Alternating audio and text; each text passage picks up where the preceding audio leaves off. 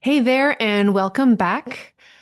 We are going to be talking about this is basically a standard podcast episode that is also one of these episodes where I'm just reading what I'm talking about on the blog.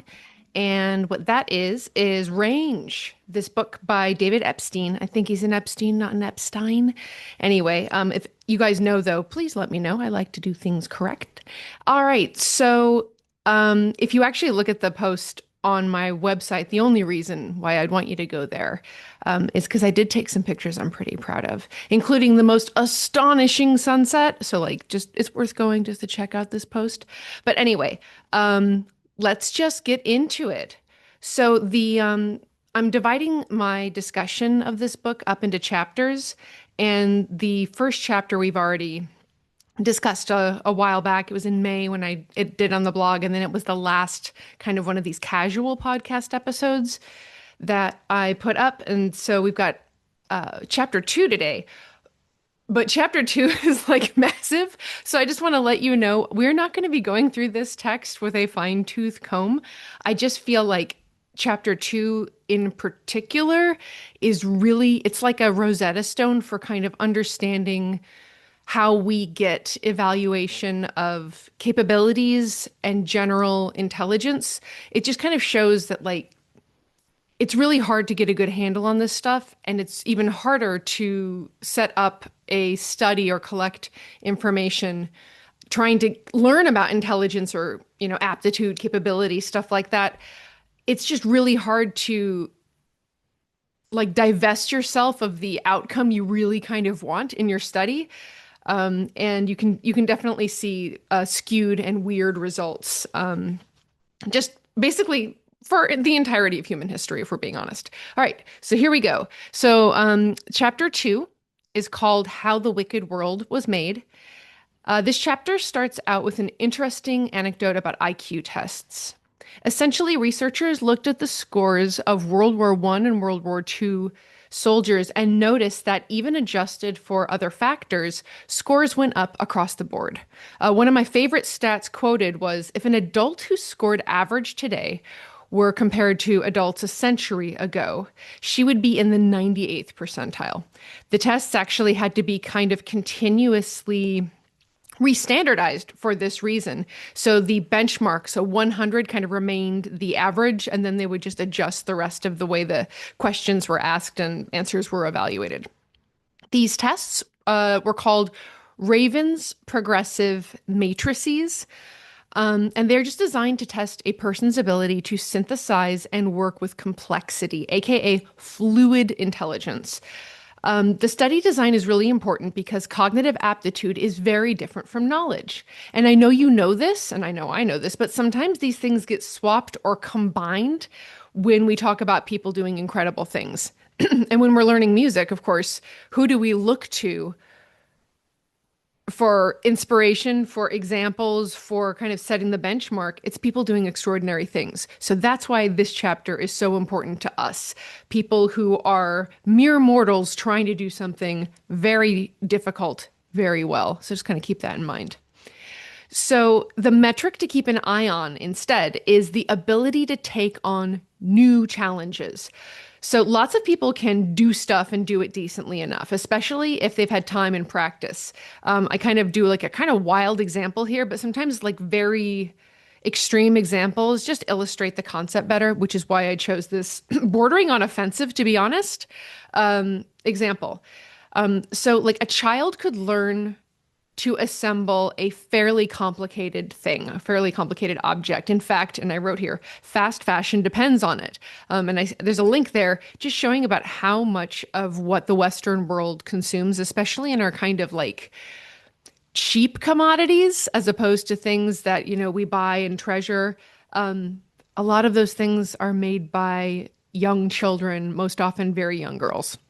It's not great. So, but what we're saying though is that you can acknowledge like very young kids can be trained to do something really, really specific.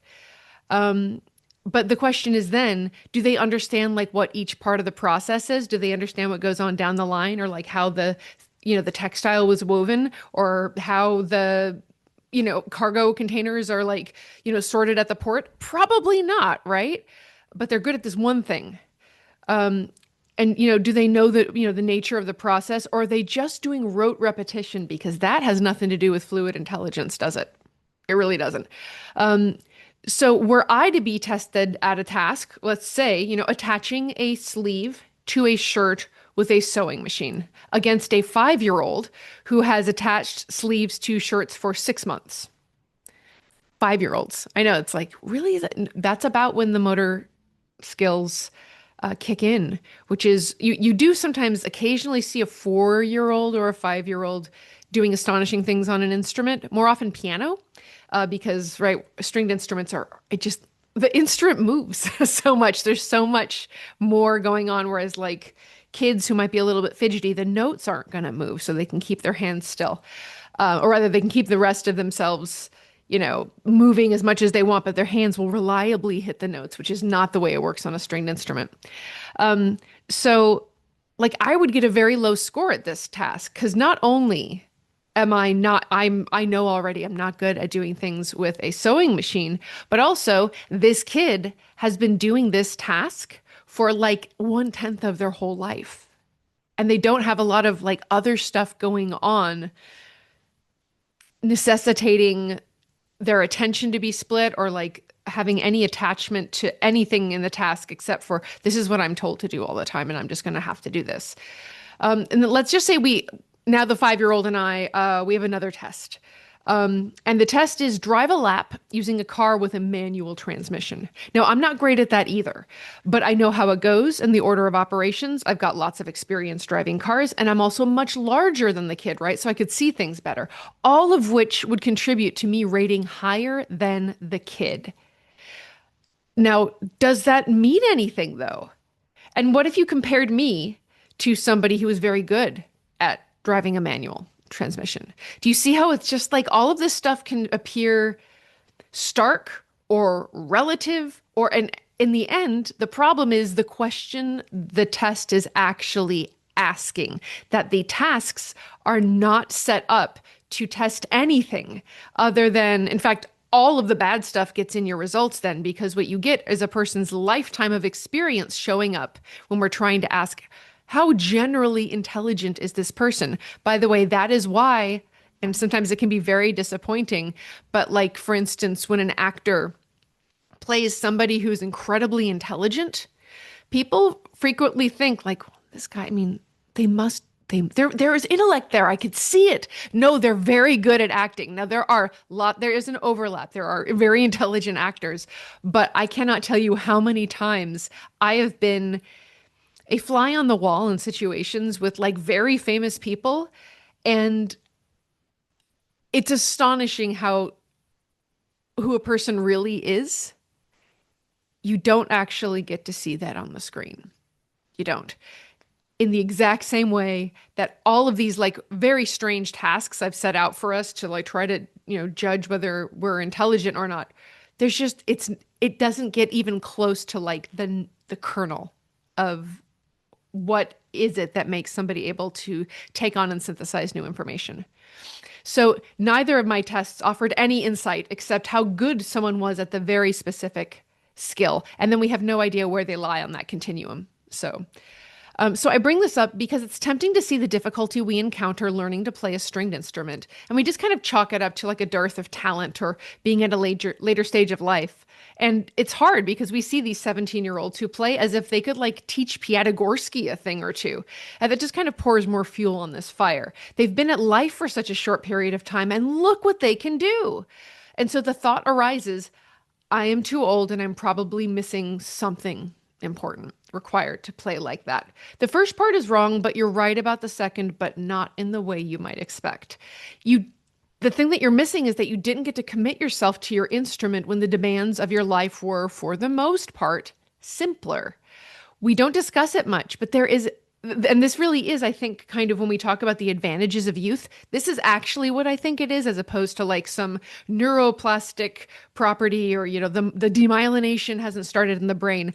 I mean, those are relevant, but the real advantage is you could learn a skill before the world robs you of the freedom to just screw around a little bit, to enjoy something without it having to be your job or a referendum on your worth as a human. And if you're taking lessons, for instance, because there's that financial aspect of it, and you tend to have like, weekly lessons, which are sort of check-ins on your progress or not. When you can learn something as a kid, when you have a less complex life, when you're an adult, you're looking for like, am I getting my money's worth here?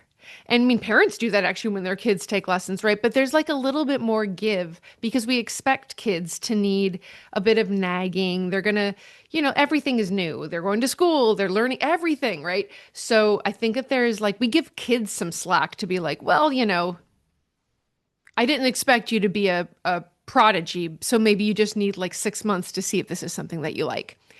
Anyway, so it's just the thing that you got robbed of was being able to enjoy something without it being momentous or being about you.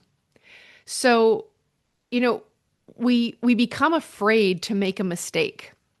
And that's something we learn. We don't come into the world actually with any of that. And what's weird is we're taught like, don't make mistakes. Mistakes are bad, while also telling people, kids, everybody makes mistakes. Nobody's perfect. So like that's a cognitive dissonance. How are we lying to kids? Or are certain mistakes okay?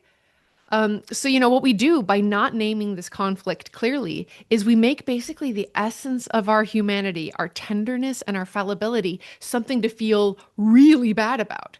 Especially because humans are pattern seekers. So we do it for, every possible reason. And in adulthood, we try to like avoid shame and wasting time. Those are really high priorities. And in some real sense, this nasty voice in your head is actually on your side, trying to prevent undue suffering caused by not recognizing the pattern we call stop wasting time. This can't possibly be right. Life is full of moments actually when this instinct is exactly correct, when trying for 30 more seconds or 10 more years is really damaging. So I give some examples here. So, how many times have the car feels weird. Oh, it's probably nothing. Oh God, it's a puncture. And I kept driving on it and now the wheel is bent, right? The next time the car starts feeling funny, maybe I don't know, maybe if you're me and you don't learn your lesson the first time, maybe you bend another rim. But like you can just see how having a negative experience kind of makes you flinch and think, no, I don't want to do that again. Or, oh, these shoes hurt as soon as I put them on, but you know what, I'll get used to them. And then of course it's, I need 14 bandages and I hope my blisters don't get infected. The last example I offer is one that I think we can all relate to. I know they haven't answered my last 2 texts, but that doesn't mean they're not into me. I'll send a few more. And then I wrote cue Bridget Jones all by myself scene. Now I will get a takedown request if I play that scene, both for violating I think it's Universal, and then I think whoever licensed all by myself, but it is phenomenal. Renee Zellweger was just like so unhinged and vulnerable in that scene. I love her. Anyway, so it's just kind of into this context that we then pour our efforts. And it's especially hazardous to the people who find my kind of teaching. They tend to be wonderfully vulnerable, highly motivated, very serious about music. And so if you're doing the right things at the right pace, the process almost immediately starts to kind of throw errors. The schism opens where you come up against this conflict. I'm not supposed to make a mistake, but everybody makes mistakes. And so squeezing through the kind of cracks in that argument, it comes for the things that you love. So doubt is going to come for the things that you love. Dread is going to come for them, and fear. That's actually kind of the legacy of adulthood, is everything has a cost.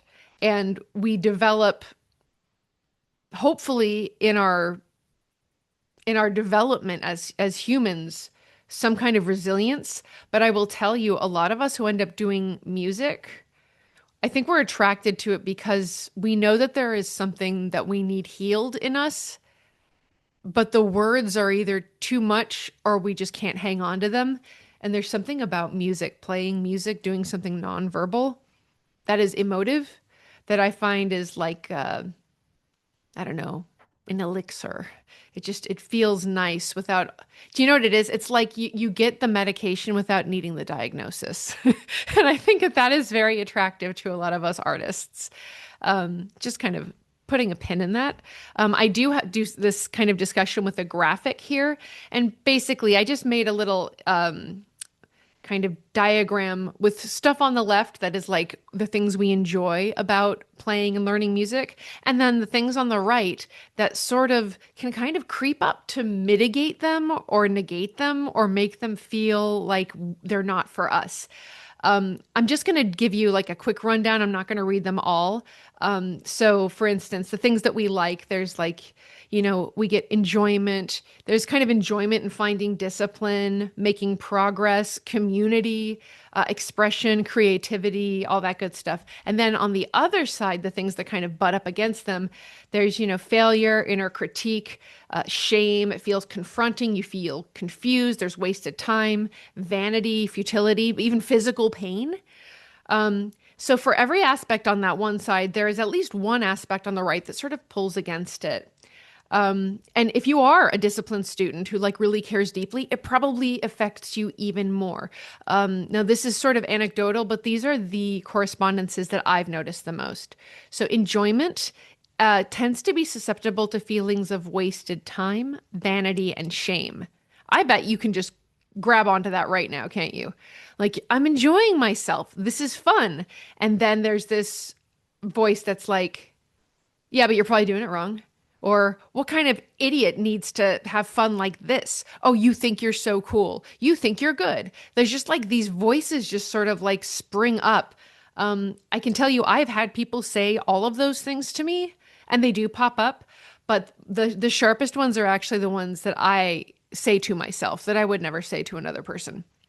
So just kind of keep that in mind. There's a bunch of different places where that nasty voice can learn to speak. Let's keep going. Discipline is susceptible to confrontation, shame, confusion, again, feelings of wasted time, futility, and pain. Patience can be susceptible to that wasted time feeling, futility, failure, right? Because that's the other side of it. Am I being patient or am I wasting my time? Am I being patient or is this never going to get any better? You can just see how those things sort of like they're cogs that just kind of spin each other if you're not really careful. Community is definitely susceptible to feelings of shame and critique. And I wrote uncredited cameo comparison, right? How often are you in an ensemble? I used to do that. Now I get the other side of it, which is lovely. And I'll tell you what that option is. So I used to sit around people and I would be like, that person has better bow technique. That person, I just know she auditions better than me every single time. This person shares a rapport with the conductor I'm envious of. This person has a cello that costs half of what mine does, and she sounds 19 times better, right? There's all these ways that you could absolutely go in and just kind of evaluate everybody for why they're evidence of how terrible you are. Now I do notice these things, but I think, good God, can you imagine sounding that good on that instrument? Or I am so glad that this person can speak with the conductor in this way and they just feel so free about it. It's just like letting go of any sense of grievance that the things that have gone wrong for me don't have anything to do with the people in the orchestra. So I don't need to like hurt myself, hurt my feelings by putting them up on some pedestal. When we're all in one orchestra together, it's fine. We're a bunch of people just trying to do something lovely. Anyway, but you can just see how like it just like takes like just like the tiniest little tip over into the negative, and then people, I mean, most of my students, we have worked in some capacity or another on trying to mitigate or at least understand the dread that accompanies either our practice or orchestral. Most people dread rehearsal more than performance, but that's neither here nor there. Vulnerability, of course, is susceptible to all of the negatives because that's what being vulnerable is. You're open to the experience of the world. Expression is pretty much also because expressing yourself in music is very personal. So it can just develop a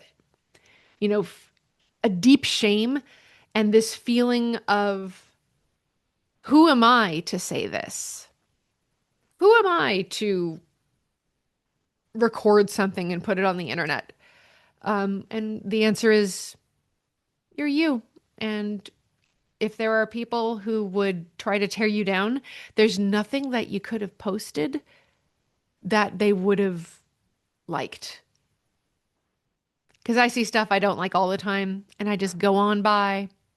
And then if I see things I like, I try to stop by and tell people I like them. That's kind of what I feel like the world needs. So that's what I'm trying to do.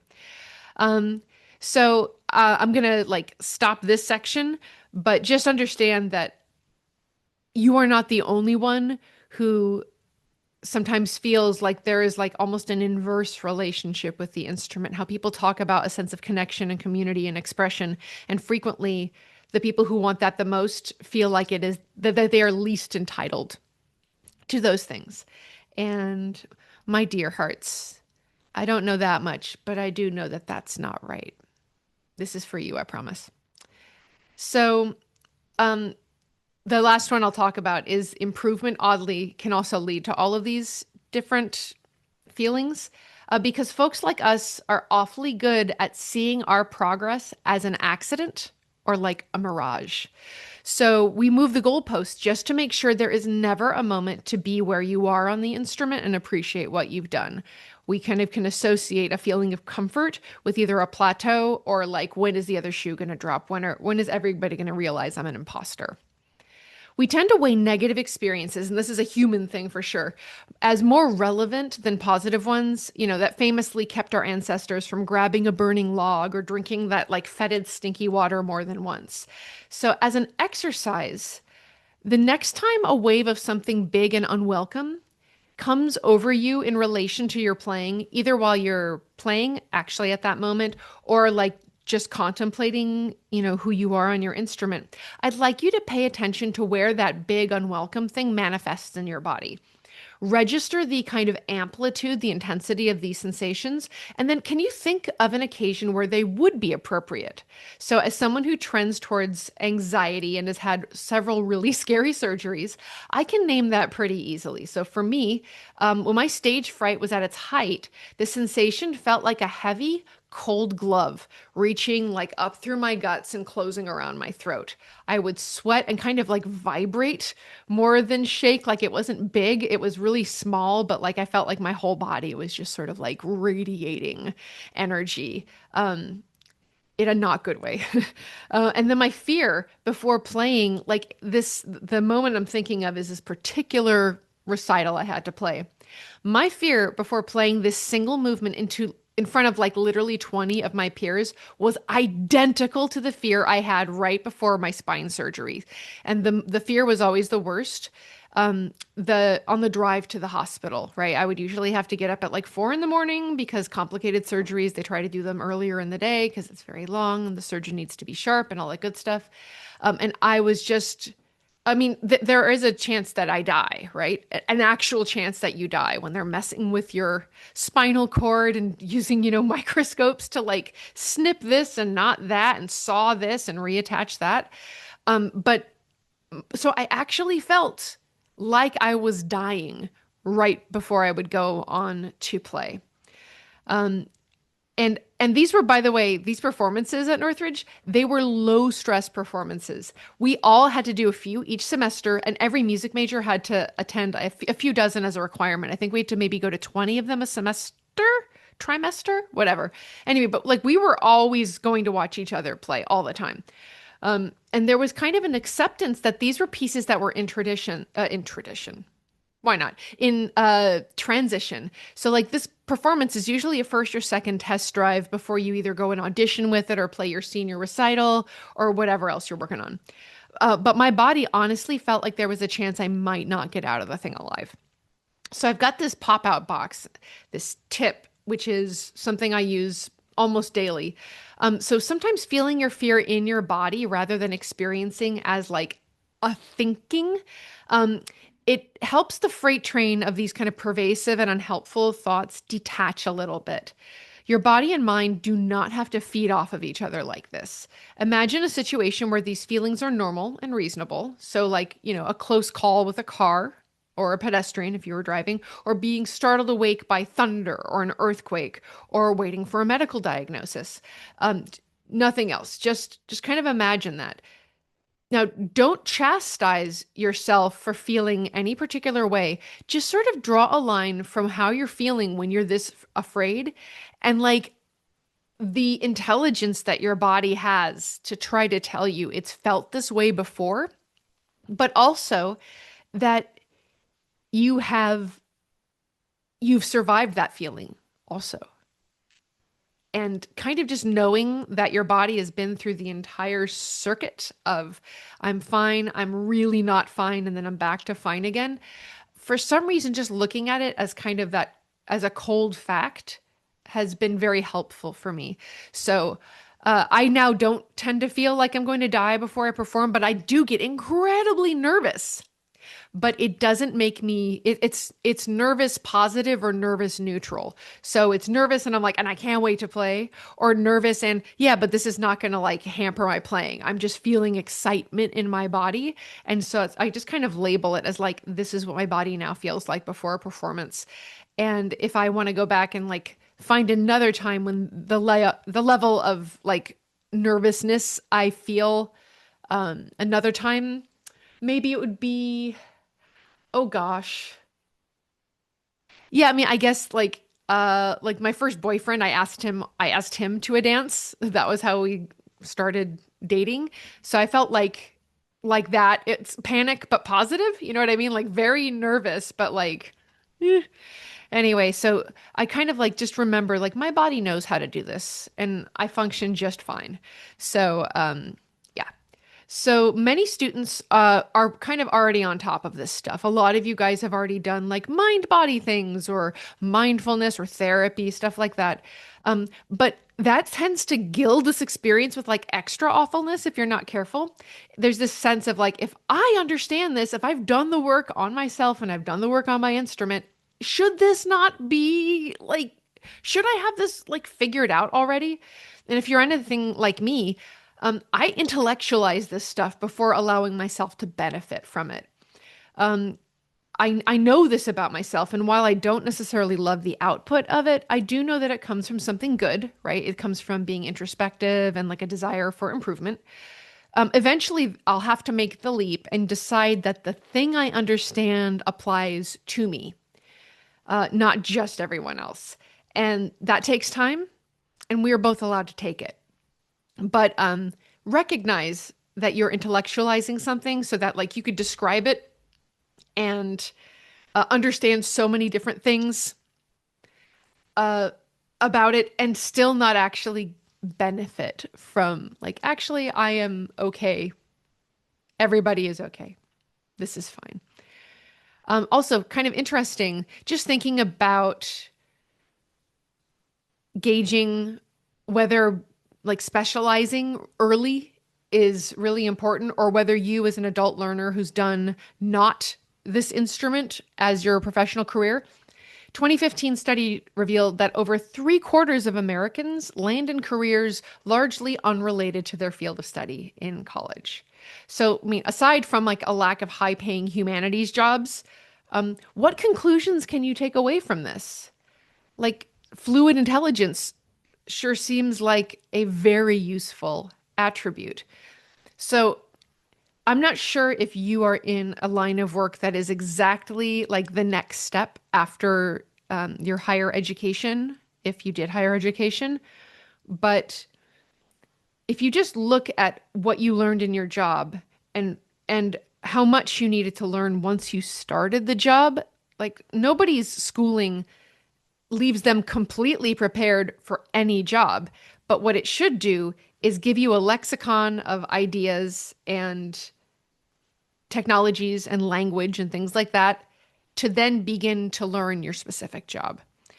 And that is hugely useful, which is, I think, why a lot of us humanities people say, if you don't know what to major in college, just do like a broad liberal arts kind of moment, because what that does is the whole essence of the humanities is fluid intelligence and how we use that to create and quantify and understand the world around us. So, that is useful. So just don't worry so much that you weren't a music major if that's the case, or that maybe you've changed instruments. We all change up a whole bunch. It's fine. You will be fine at this. The last thing I'll talk about is the idea that you don't know what you don't know. And in Range, Epstein details a series of studies from the 1930s where villagers dwelling in remote areas of what now is what Uzbekistan and Kyrgyzstan, they were asked to sort objects into different categories. Now, important to note, these cultures had ways to describe quantities, but they did not have the concept of numbers as abstractions. So, like three was something that described how many sheep were born or how many bales of hay would sustain the cows. But if somebody said five minus three, they would be like, well, five of what? There's just no idea of like a number being subtracted or added to another number as an abstraction. And that's kind of a really interesting, we take it for granted, but they just have like a different way of looking at things. So this is not dissimilar to certain concepts in music. So like every student I've taught can count to four on their first lesson, even the littlest kids. Everybody can count to four. And everybody that I've ever taught, except maybe the littlest kids, knows that like 4 times 4 gives you 16. That is not shocking or interesting. It's just kind of, yeah, Emily, what are you talking about? Does that translate to having flawless rhythm or good sight reading? You know the answer. So it's just kind of interesting to, you would think, well, this should be so simple. No, it's not. These villagers are not simple. There's just stuff that they don't know, but they're experts in all of these other things. So get this. This is my favorite part of the book so far. These villagers were asked to put different colored wool skeins into groups based on similarities. I think they chose wool, by the way, because these are like herding people. So like if they're going to know about something, they don't want to basically like blast these people who are kind of living in the remote outskirts of like the, then Soviet kind of era wilderness. You don't want to like bring them something that they've never seen before. And a lot of these people had been living essentially the same for 200 or 300 years, right? So like it's very difficult to go in there and get an accurate reading. So I thought wool was a really smart thing of them to use to do this test. So they wanted them to put these different wool skeins into groups based on similarities. So the less remote the village, the better they were at this particular task. So they would group shades of like red and brown, purple and blue, white and yellow. Like if you have to put them into groups, like you can see how these things are pretty similar. When you go to the more rural villages, everything changes. First off, the words they used to describe the colors were much more specific. The wool was pistachio, not green, actually, not unlike the color of this book. The beige with flecks was cotton in bloom. It's not white, it is cotton in bloom. When asked to group the items, the pre-modern villagers refused. They said there's nothing in common. They actually got angry at these survey people, which I kind of enjoy. And when pushed, when the researchers said you must make some sort of group, they made random choices and they complained heartily about being made to do so. And some kind of seem to group the wool by color saturation, which I also found kind of delightful because these are people who know about dyeing wool. So it's like they can just see things. There's almost, I feel like, a similarity with a lot of music of like South Asia getting into like a lot of Western ears hear their music and they're like, oh, it's out of tune. No, they have 26 notes, or they have more notes than we have like possibilities. So I just think it's interesting just to kind of see ours is the reverse. We don't know those other notes. We don't hear them as other notes. We hear them as variations on correctness and deviations away from it. It's just kind of interesting. So what's cool also, the same villagers saw no similarities between other examples. So for instance, they would draw a square with solid lines, would not be paired up as matching the same size square drawn with dotted lines. The tests have also been repeated over time with similarly isolated peoples. I think the other study I read the whole thing of was in Liberia, and it was young people with some degree of contact with modernity reproduced basically the same results in terms of grouping things. So the kids with the most contact with modernity could group like a fireplace, a blanket, and a jacket together as these are things that keep us warm. Whereas isolated villagers found the entire exercise preposterous. And I think it's also because those things are used in different ways for different people, right? So like maybe the jacket, maybe they aren't wearing jackets. Maybe a blanket is a roof on a dwelling. It could be used as a rug. It could be maybe it's a tribal elder's like garment and only one person can wear it. Just it's just kind of interesting to see how your specialization can almost turn you into a remote villager because you don't know if you haven't kind of waded around in this general area of just trying to like hone fluid intelligence, right? And I'm certain that that all of us are doing it all the time. I also don't know what I don't know. So it's just sort of at first I kind of closed this chapter and I was like, oh no. And then I thought, no. It's fine. It's just now I need to concentrate on asking better questions to interrogate the world around me. So I might come across knowing more about what I don't know. So, bringing this into the more familiar context, tests of fluid intelligence among Western academic students show the same patterns. For questions where no formal training is required, to understand like what was being asked, the students did really well. When they opened up the questions to a wide variety of problem solving and groupings, students did abominably outside of their field of study, with English and biology majors doing particularly poorly. Half of my friends are English majors. Solidarity, my friends, I'm so sorry. To quote from the text, quote, none of the majors, including psychology, understood social science methods. Science students learned their facts of their specific field without understanding how science should work in order to draw true conclusions. Literally the opposite of fluid intelligence. Business majors performed very poorly across the board, including in economics. Strangely, or maybe not, econ majors did the best overall. Economics is a broad field by nature, and econ professors have been shown to apply the reasoning principles they've learned to problems outside of their area. Chemists, on the other hand, are extraordinarily bright, but in several studies struggle to apply scientific reasoning to non-chemistry problems.